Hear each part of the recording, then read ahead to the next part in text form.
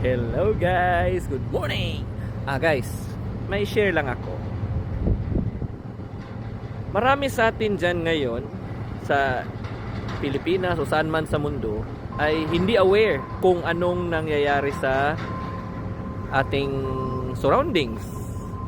Chill lang tayo, pasok sa trabaho, kain, tulog, pahinga.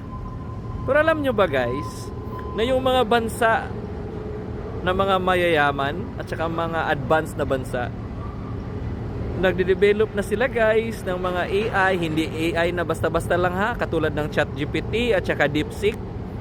Nagkagulo-gulo na guys. Hindi nyo ba alam na ano na dinidevelop nila ngayon? Yung kayang kontrolin yung mga tao. Darating ang time guys, para tayong nasa GTA. Bahala kayo kung maniwala kayo sa hindi. Basta yan ang ano ko. Pero ako, isa ako sa nag-invest dyan sa AI na yan.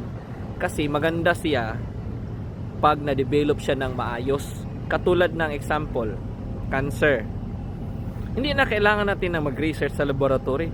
I-input lang natin dyan sa quantum computer na yan.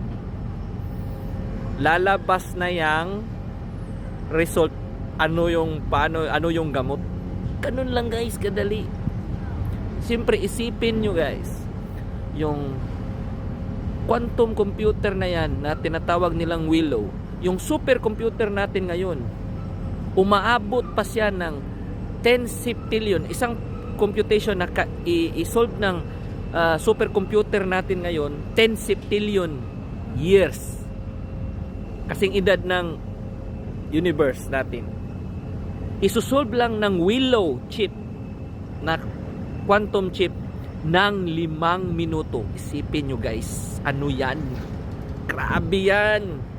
Sa mga nakaintindi, nakaget sa akin, alam nyo na. Hey guys.